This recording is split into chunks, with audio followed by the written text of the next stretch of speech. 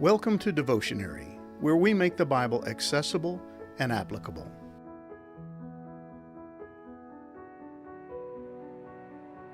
Fruit and fruitfulness are common themes in the Bible, and in His Word, God repeatedly uses the imagery of the vine to describe His chosen people, Israel.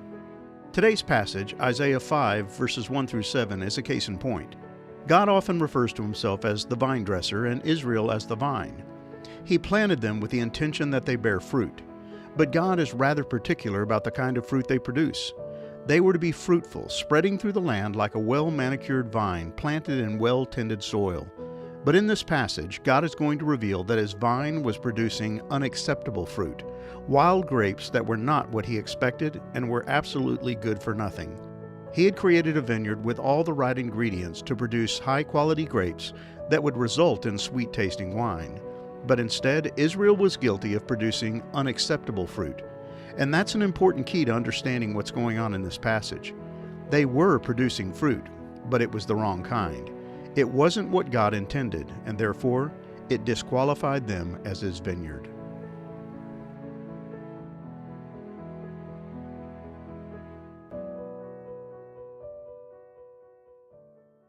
With the opening of chapter 5, Isaiah takes a slightly unusual tact. He describes God as His lover. This song, as it would have appeared to Isaiah's original audience, starts off innocently enough. It simply appears as if Isaiah is describing God in affectionate terms, like a bride describing her groom or a wife her husband. Isaiah portrays God as having planted a vineyard.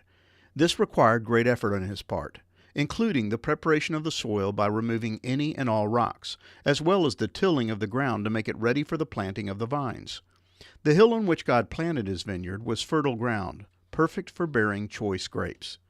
And God, fully expecting an abundant harvest, built a watchtower to protect His crops and a winepress in which to process the grapes. But then the song takes an unexpected twist. Instead of yielding grapes suitable for making fine wine, the vineyard produced wild, sour-tasting grapes. The fruit was not what God had planned or expected. Something had gone terribly wrong. Suddenly, the voice of the speaker switches from Isaiah to God Himself. He personally addresses the people of Jerusalem and Judah, asking them to make a judgment on the scenario Isaiah has just described. What else could God have done? He had taken all the appropriate steps and done all the right things to ensure a positive outcome. But rather than good grapes, the vineyard had delivered worthless, sour grapes. It had produced fruit, but the wrong kind of fruit. And God asked the people of Judah, why? But before they can answer, God tells them what He is going to do to His precious vineyard. I will tear down its hedges and let it be destroyed. I will break down its walls and let the animals trample it. I will make it a wild place, where the vines are not pruned and the ground is not hoed, a place overgrown with briars and thorns. I will command the clouds to drop no rain on it. Isaiah 5, verses 5 through 6. God will personally punish His vineyard, destroying the protective walls He had erected.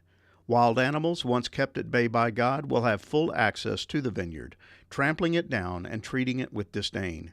Once a cultivated garden, it will become a wild and uninviting place, full of wild vines producing even more sour grapes, surrounded by briars and thorns, and devoid of the rainwater that grapes require.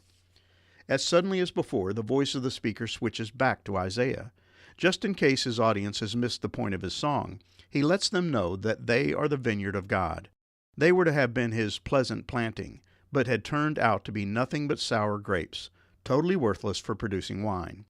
The fruit they had produced, while plentiful, was ineffectual. It had no redeeming value and was good for nothing. The prophet Ezekiel painted a bleak picture of a vine that failed to produce proper fruit. The word of the Lord came to me, Son of man, of all the woody branches among the trees of the forest, what happens to the wood of the vine? Can wood be taken from it to make anything useful? Or can anyone make a peg from it to hang things on? No, it is thrown in the fire for fuel. When the fire has burned up both ends of it, and it is charred in the middle, will it be useful for anything? Indeed, if it was not made into anything useful when it was whole, how much less can it be made into anything when the fire has burned it up and it is charred? Ezekiel 15, verses 1 through 5. The wood of a vine has only one purpose and value, to produce grapes. Beyond that, it has no worth. It doesn't even make a good fire because it burns too quickly to do any good.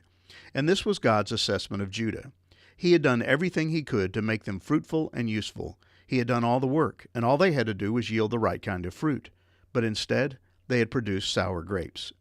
Asaph penned a psalm that reflects God's treatment of his vineyard. You uprooted a vine from Egypt. You drove out nations and transplanted it. You cleared the ground for it. It took root and filled the land. The mountains were covered by its shadow, the highest cedars by its branches. Its branches reached the Mediterranean Sea, and its shoots the Euphrates River. Why did you break down its walls so that all who pass by pluck its fruit? Psalm 80, verses 8 through 12.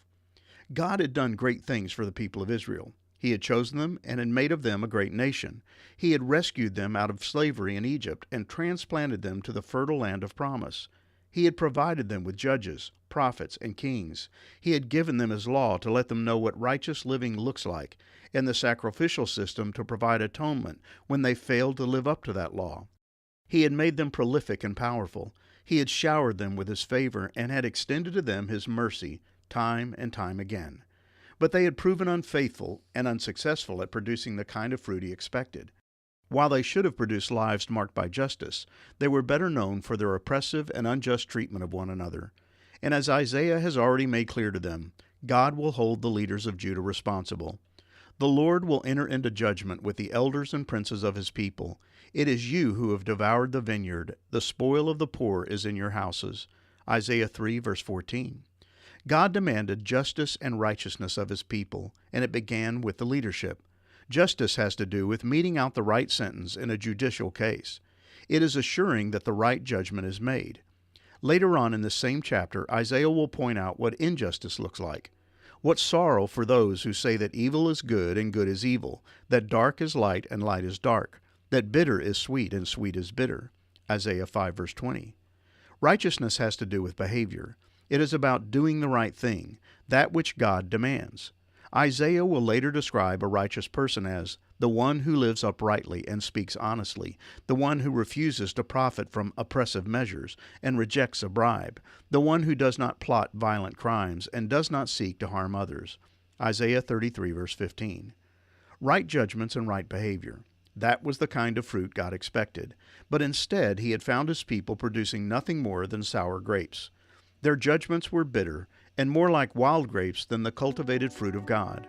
Their lives were marked by ungodly behavior rather than the sweet-tasting, life-producing wine that results from God's careful craftsmanship. We all produce fruit, but the question is whether the fruit we produce is the byproduct of God's gracious cultivation or the wild grapes of a flesh-controlled life. For the flesh has desires that are opposed to the Spirit, and the Spirit has desires that are opposed to the flesh. For these are in opposition to each other, so that you cannot do what you want. But if you are led by the Spirit, you are not under the law. Now the works of the flesh are obvious: sexual immorality, impurity, depravity, idolatry, sorcery, hostilities, strife, jealousy, outbursts of anger, selfish rivalries, dissensions, factions, envying, murder, drunkenness, carousing, and similar things. I am warning you, as I had warned you before, those who practice such things will not inherit the kingdom of God. But the fruit of the Spirit is love, joy, peace, patience, kindness, goodness, faithfulness, gentleness, and self-control. Against such things there is no law. Galatians 5, verses 17 through 23.